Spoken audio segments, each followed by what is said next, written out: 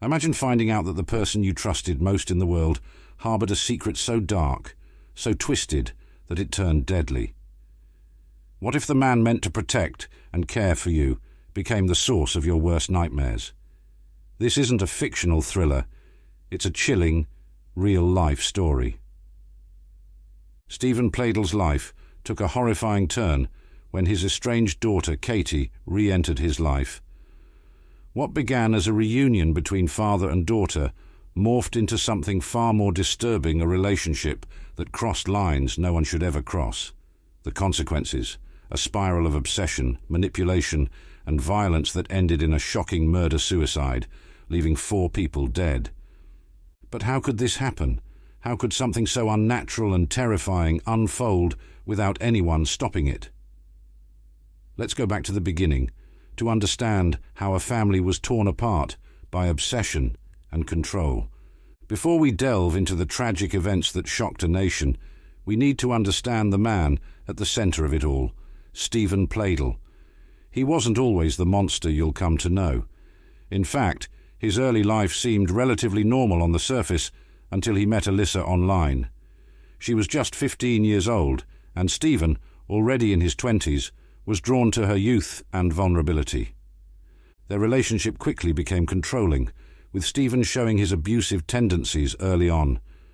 Alyssa would later recall how his anger flared over the smallest things, how his need to dominate every aspect of her life made her feel suffocated. But what about their child? What about the baby they had together? The innocent life that became the focus of his rage? It's hard to imagine, but even before Katie could walk, Stephen's violent streak emerged. Alyssa recounted that Stephen would pinch their newborn until she cried uncontrollably. He would shut her in a cooler, leaving the infant on the verge of suffocation, all to teach her a lesson for crying. What kind of father does that? Why would someone who should nurture and protect turn into a figure of terror for his own child? This behavior was a sign of the darkness that would later consume him. But Alyssa, terrified for their daughter's safety, did the only thing she could think of. She gave Katie up for adoption, hoping it would save her from Stephen's abusive grip. Little did she know, this decision would come back to haunt them all in the most unimaginable way. Katie was born into a chaotic and abusive household, but soon after her birth, she was given a chance at a new life. Her adoptive parents, Tony and Kelly Fusco, welcomed her into their family, renaming her Katie Rose Fusco. In a small, peaceful town in New York, Katie grew up surrounded by love and support, a world away from the violence and manipulation of her biological father. But here's the thing about adoption. No matter how loving your new family is, there's always a part of you that wonders, who were my real parents? Why did they give me away? For Katie, that curiosity grew as she reached adulthood. She loved her adoptive parents and had a seemingly normal childhood, but the question of her roots lingered. It's a question many adopted children ask themselves, but for Katie, finding the answer would lead her into a dark and dangerous path. What makes someone so determined to reconnect with their biological roots? Was it a need for closure, for identity, or something more? For Katie, it was the start of a nightmare she couldn't escape. Katie's life with the Fusco family was, by all accounts, a picture of normalcy.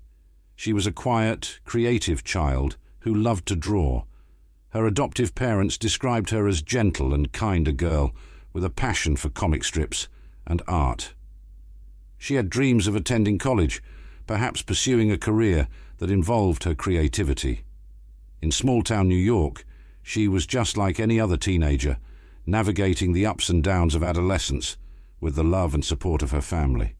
But as she grew older, the questions about her biological parents began to creep in. Was it simply curiosity, or was it something deeper, an unfulfilled longing to know where she truly came from? And so, at 18, Katie made the decision that would change her life forever. She reached out to her biological family. Can you imagine being in Katie's shoes at that moment? You've lived your whole life with one family, but you have another family out there, somewhere. What would that feel like? And what would you do if you had the chance to meet them? Katie's search for her biological parents began like so many others in today's world, online. She found Stephen and Alyssa Pladl on Facebook in 2016, and after a few messages back and forth, she made the decision to meet them in person. At first, it must have seemed like a dream come true. Katie, now an adult, had reconnected with the family she had always wondered about. She decided to move in with Stephen and Alyssa, eager to build a relationship with the parents she had never known. But instead of finding answers or a sense of belonging, Katie walked into a world of manipulation, control, and ultimately horror. Was it fate? Was it a desire to reclaim something lost? Or was it simply a tragic series of events that no one could have predicted? Whatever it was, Katie's reunion with Stephen marked the beginning of a nightmare that would lead to one of the most shocking crimes in recent memory. Can you imagine stepping into a family reunion you've longed for all your life, only to find a home teetering on the brink of collapse? That's what Katie walked into when she moved in with her biological parents, Stephen and Alyssa, in Virginia. On the surface, it should have been a joyous reunion, but inside that house, the cracks in the foundation were already deep. Stephen and Alyssa were no longer the couple they once were. Their marriage was disintegrating, held together by little more than habit. They were sleeping in separate rooms, hardly speaking, and the arrival of their long-lost daughter only seemed to deepen the tension. Katie, likely feeling both excited and nervous, had no idea she was entering a storm of chaos and emotional wreckage. But why was Stephen acting so strangely? As Katie settled into her new life, Stephen's behavior became increasingly erratic. He seemed overly focused on Katie, fixating on her in ways that raised more than a few eyebrows. To those on the outside, it might have seemed like a father trying to reconnect with his daughter. But was that really all it was? From the moment Katie walked through the door, Stephen was different. Alyssa noticed it immediately. He began changing his appearance, shaving off his beard, dressing in a more youthful, attention-seeking way. He spent more time with Katie, offering her what seemed like fatherly affection, but it didn't take long for Alyssa to realize something was off. What kind of father becomes obsessed with his daughter? Stephen's behavior went beyond the typical parent-child dynamic. He started sleeping in Katie's room.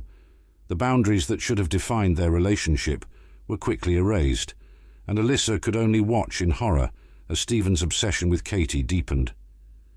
What must Katie have been thinking at this time? Was she confused by the attention? Did she feel torn between wanting to know her father and realizing that something wasn't right?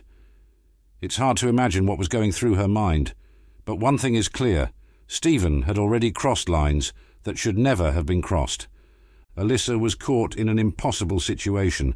She saw what was happening, but felt powerless to stop it.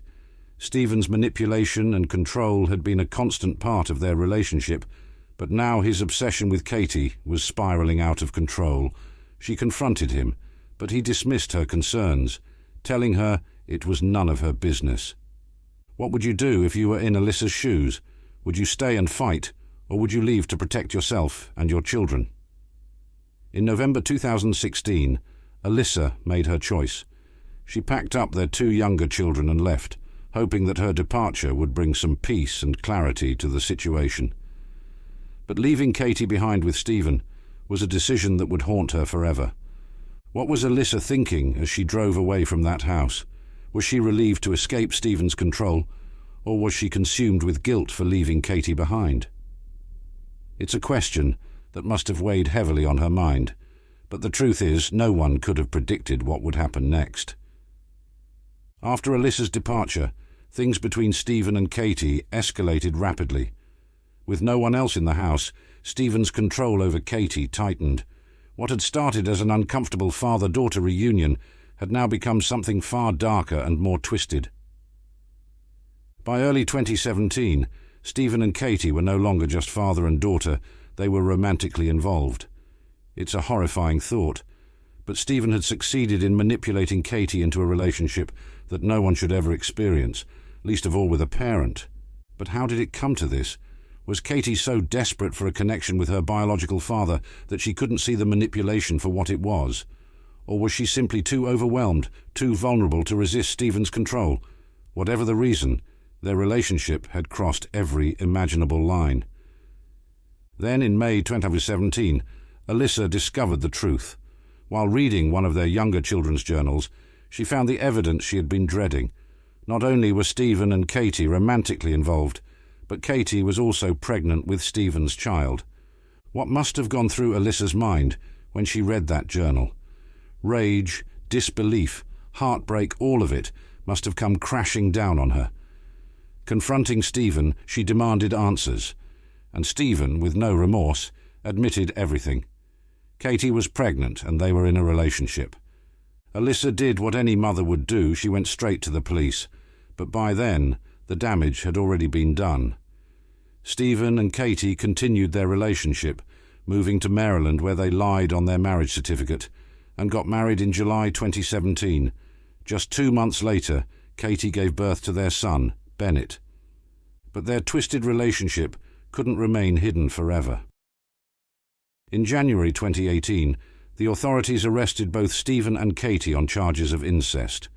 The law had finally caught up with them, but it was too little, too late. Their relationship had already set the stage for the tragedy that was about to unfold. Can you imagine the public reaction when this story hit the news? A father-daughter relationship that resulted in marriage and a child. It was a scandal that no one could believe. But for Stephen, this was just the beginning of his downward spiral. With Stephen and Katie's relationship exposed, the law finally stepped in, and in early 2018, both were arrested. The charges they faced were severe: incest, adultery, and contributing to the delinquency of a minor. Society does not look kindly upon such relationships, and these charges carried the potential for significant prison time. Can you imagine the shock of their community? The once quiet, hidden dynamic between father and daughter was now laid bare for all to see, and the public reaction was swift and brutal. But for Stephen, this wasn't just a legal matter. It was about control. Control over Katie, control over their child, Bennett, and control over his twisted version of reality. Even as he faced the consequences of his actions, he refused to back down. Instead of seeing the charges as a wake-up call, he saw them as yet another barrier between him and Katie. For Katie, this must have been overwhelming. At 20 years old, she found herself at the center of a media storm, facing legal repercussions for a relationship she had been manipulated into. Was she even fully aware of the gravity of the situation? Or had Stephen's control over her clouded her judgment to the point where she couldn't see a way out? It's a heartbreaking thought, but one that speaks to the depth of Stephen's manipulation. After their release on bond, Katie made the decision to return to the safety of her adoptive parents, Tony and Kelly Fusco, in New York. Can you imagine how heavy her heart must have been at that moment? She was leaving behind the man she had come to see as her father, not in the way a daughter would, but as a romantic partner, twisted as that relationship was. For Tony and Kelly, this was a chance to protect their daughter once again, just as they had when they adopted her all those years ago. They welcomed Katie back into their home with open arms, hoping to help her heal from the trauma she had endured, but the shadows of her relationship with Stephen loomed large. Could she truly escape the grip of someone who had controlled her so completely? Could she rebuild her life after everything that had happened? These are the questions Katie must have faced as she tried to piece together her shattered life. But Stephen wasn't willing to let go so easily.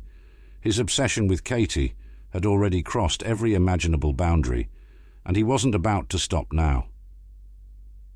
As Katie tried to distance herself from Stephen, his fury grew more intense.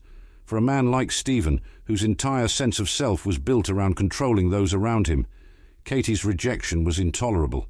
He had spent months, if not years, grooming her, manipulating her into believing that their relationship was normal, that it was love. Now, with the legal system threatening to tear them apart and Katie pulling away, Stephen's anger turned into something far more dangerous. How does someone go from love to rage so quickly? For Stephen, it wasn't love, it was possession. He saw Katie not as an individual, but as an extension of his own will. And when she began to assert her independence, he couldn't handle it. The man who had controlled every aspect of her life was losing his grip, and that loss of control was driving him toward a violent end. But how much did Katie understand about Stephen's growing rage? Did she feel safe at home with her adoptive parents? Or was there always a sense of looming danger, the feeling that Stephen wasn't done with her yet? It's a terrifying thought, but one that must have crossed her mind as she tried to rebuild her life in New York. On April 11, 2018, Katie made a decision that would change everything.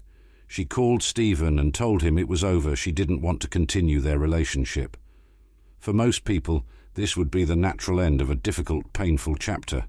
But for Stephen, it was the final blow to his control over her, and it sent him into a spiral of fury and desperation. Can you imagine the tension in that phone call? Katie, likely nervous but resolute, telling Stephen that she wanted out, and Stephen, on the other end, feeling his world fall apart. What was said in that conversation? What promises or threats did Stephen make? We'll never know for sure, but what we do know is that this phone call set off a tragic chain of events that would lead to unimaginable horror. That night, Stephen's thoughts turned deadly. In his mind, if he couldn't have Katie, no one could. His obsession with control, with owning her, had consumed him entirely. What's terrifying is how quickly that obsession turned into a murder plan. The first victim of Stephen's rage was their 7-month-old son, Bennett. Can you even begin to understand the level of cold-heartedness it takes to kill your own child? It's a question that defies reason. Stephen, a man driven by his need to control, took his fury out on the most innocent life in this entire tragic saga, his own baby. He suffocated Bennett, snuffing out a life that had barely begun. What could have been going through Stephen's mind at that moment? Did he see Bennett as a reminder of his failed relationship with Katie, a living symbol of what they once shared? Or was Bennett's death simply another way for Stephen to punish Katie, knowing that the loss of her child would destroy her in ways she couldn't even fathom? There's a certain tragic irony in this. Stephen had spent months fighting to be with Katie, to control her, and now, in his final act of control, he murdered the one person they had created together. It's a crime that defies logic, driven by a madness that had consumed him completely. After killing his infant son, Stephen's thoughts turned toward Katie and her adoptive father, Tony Fusco.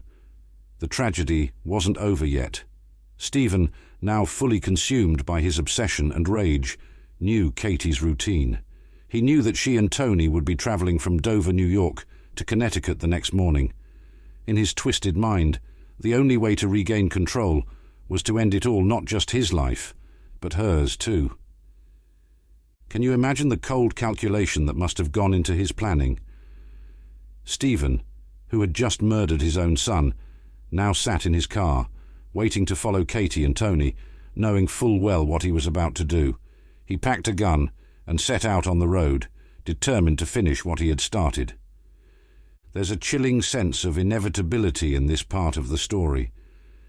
Katie, likely unaware of the horrors that had already occurred, was just going about her day, visiting family with her adoptive father. She couldn't have known that Stephen was tracking her movements, that her life was in danger. It's one of those moments that makes you question everything. What could have been done differently? Could anyone have stopped this? On April 12, 2018, Stephen finally caught up to Katie and Tony. They were driving along a quiet rural road in New Milford, Connecticut, unaware that they were being followed by a man whose mind had descended into madness. As they approached an intersection, Stephen made his move. He pulled up alongside their vehicle, smashed the driver's side window, and opened fire, killing both Katie and Tony instantly. What must those final moments have been like? 1 minute, Katie and Tony are on a peaceful drive to visit family, and the next, they're caught in the violent fury of a man they thought they had escaped. It's the kind of sudden, shocking violence that leaves you breathless. But why? Why did Stephen feel that this was the only way out? For a man so consumed by control, Katie's rejection must have felt like a betrayal he couldn't bear. In his twisted mind, if he couldn't have her, no one could. The double murder was his final horrific attempt to regain that control, to ensure that if he couldn't live with Katie, she wouldn't live without him. After the murders, Stephen's next move was equally chilling. Instead of fleeing, instead of trying to escape justice, he called his mother. Can you imagine the horror in her voice when she picked up the phone, only to hear her son confess to the brutal murders of Katie, Tony, and their baby Bennett? This was no ordinary phone call. Stephen's mother, already devastated by the news of Bennett's death, now had to process the fact that her son had murdered 2 more people. What do you say in a moment like that? How do you react when your child confesses to such unimaginable violence? Stephen's mother, in her shock, did the only thing she could. She called the police. But by the time help arrived, it was already too late. Stephen had made his final decision, and there would be no going back. After the call to his mother, Stephen drove to Dover, New York, and parked his car. In a final, tragic act, he took his own life. When police arrived on the scene, they found Stephen dead from a self-inflicted gunshot wound. The man who had spent his life trying to control everything around him had finally lost control, and in the end, he chose death over facing the consequences of his actions. But what does that mean for those left behind? Stephen's suicide left a wake of devastation in its path. The Fusco family had lost both their daughter and their patriarch.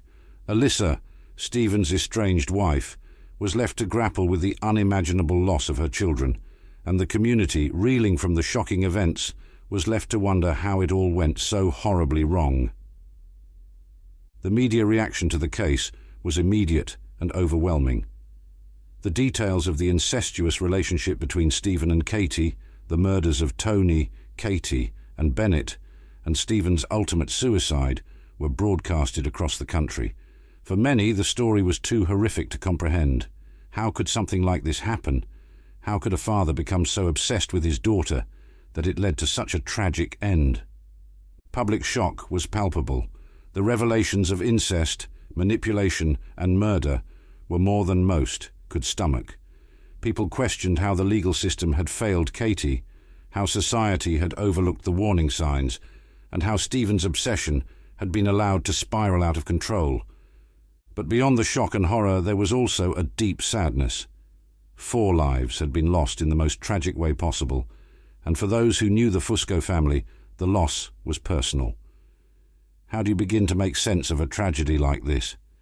How do you find closure when the story feels so unfinished, so senseless?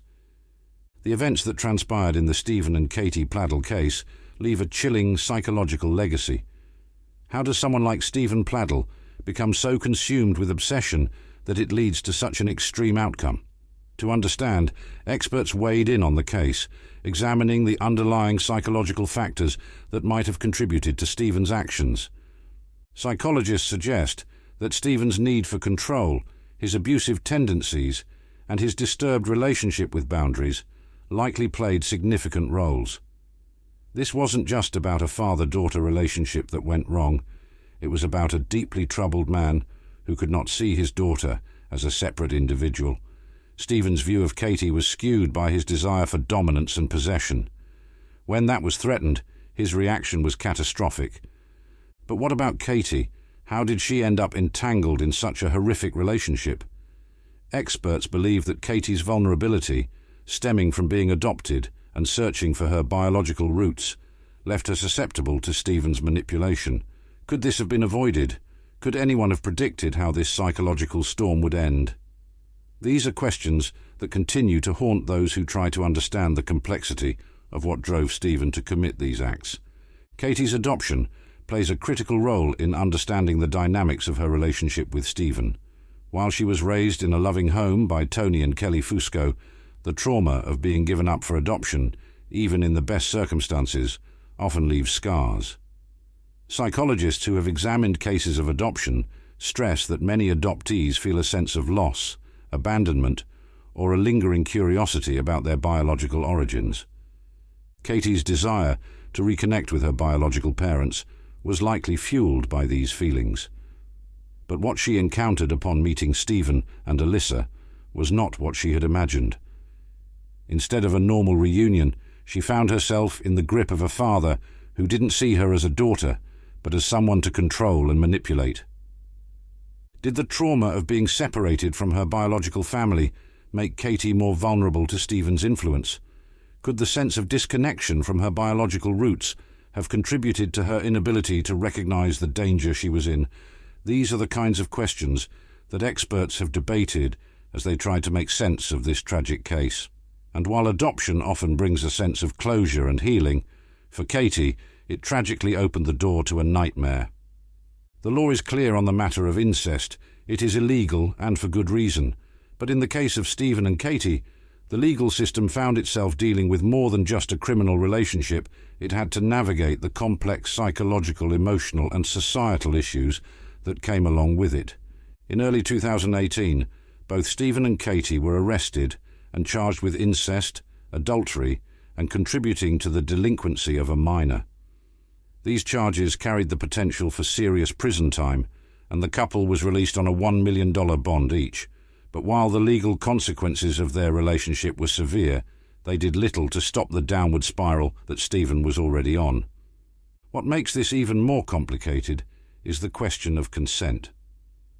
While Katie was legally an adult at the time of their relationship, the power dynamics between father and daughter complicate the idea of consent. Could Katie have truly consented to this relationship, given the years of grooming and manipulation she endured from Stephen? This is something that legal experts continue to wrestle with, and it's a key part of understanding the tragedy that unfolded. As police and investigators delved deeper into the case, they began to uncover just how deeply Stephen's manipulation ran. From the moment Katie reconnected with her biological parents, Stephen had been setting the stage for his control over her.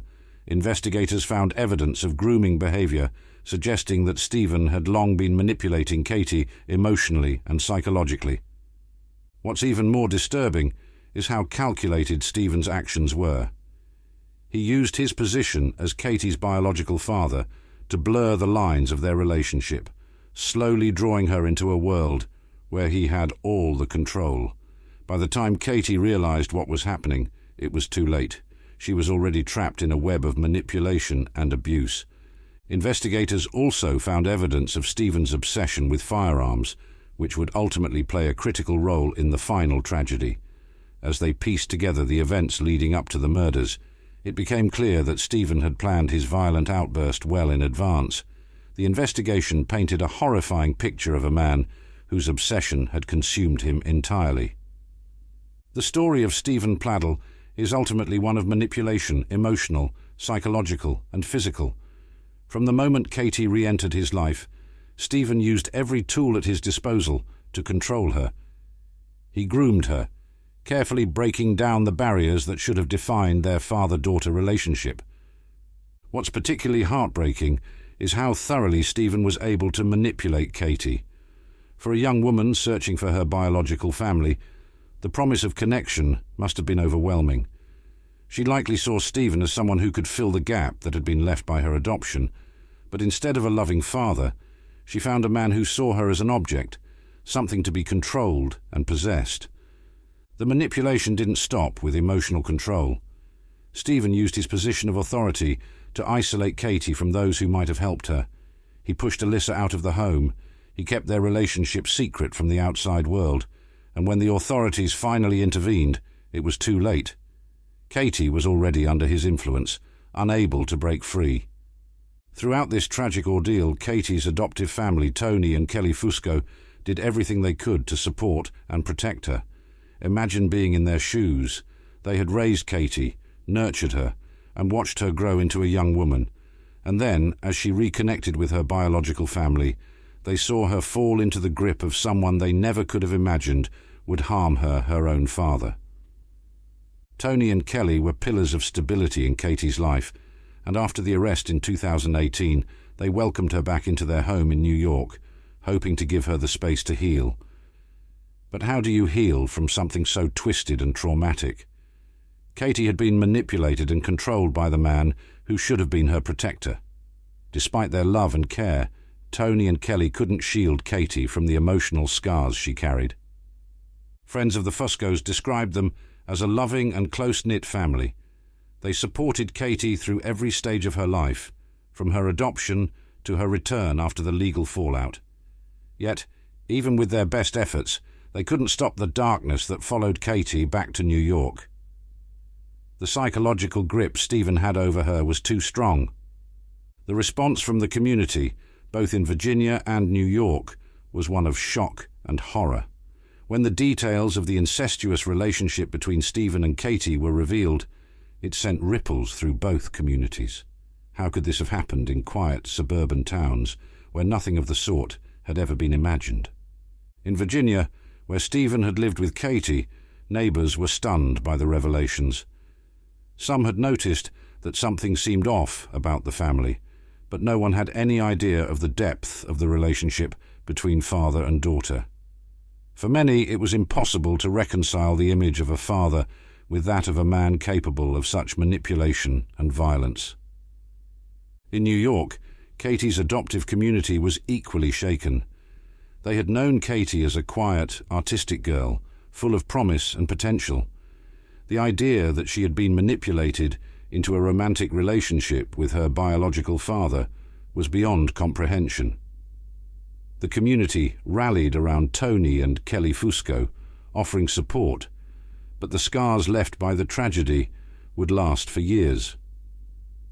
The media attention surrounding the case also played a significant role in shaping public opinion. People across the country couldn't stop talking about the case, speculating on how something so horrific could happen. But for those close to the family, it wasn't just a news story, it was a personal tragedy. One of the most devastating aspects of this case was the impact it had on Stephen and Alyssa's other children. These innocent bystanders, too young to fully understand the twisted dynamics between their father and their older sister, were left to grapple with the unimaginable loss of their parents, their sister, and their half-brother. Imagine being one of these children. One day you're living in a house with your father and sister, and the next, your father has killed your sibling and taken his own life. How do you process something like that? The trauma these children endured is impossible to overstate. They were not only robbed of their family, but also had to carry the weight of their father's horrifying actions. Psychologists who deal with trauma in children emphasize that such an event leaves long-lasting scars. The surviving children will need years of therapy and support to come to terms with what happened, and even then the trauma may never fully fade. They will always carry the burden of being connected to one of the most shocking family tragedies in recent memory. So what can we learn from this case? There are many lessons to be drawn from the tragedy of Stephen and Katie Pladdle, but perhaps the most important is the need to recognize the warning signs of abuse and manipulation early on. Stephen's behavior didn't emerge out of nowhere. It was part of a long pattern of controlling and abusive behavior that went unchecked for years. One of the key takeaways from this case is the importance of understanding the dynamics of power and control in relationships.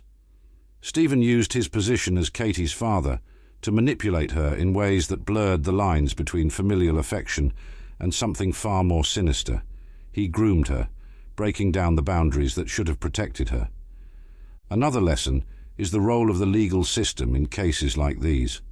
While the charges against Stephen and Katie were brought relatively quickly, the system wasn't able to stop the tragedy from unfolding. Could more have been done to prevent the final outcome? Could earlier interventions have saved Katie and her family? These are questions that lawmakers and law enforcement agencies need to grapple with moving forward. The story of Stephen and Katie Pladdle is a heartbreaking reminder of how unchecked obsession and manipulation can lead to unimaginable tragedy. It's a case that leaves us asking, how could something so wrong have gone so far without being stopped? And what can we do as a society to prevent such tragedies in the future? As you reflect on this tragic story, it's important to remember that cases of manipulation, abuse, and control are not as rare as we might think. If you or someone you know is experiencing anything like this, don't stay silent. Speak out, seek help, and prevent a tragedy before it's too late. Thank you for watching this deep dive into the case of Stephen and Katie Pladdle. If you found this video compelling, please like, comment, and subscribe to the channel. And don't forget to press the bell icon to stay updated on our latest true crime stories. Your support helps us continue telling these important stories and raising awareness for those in need.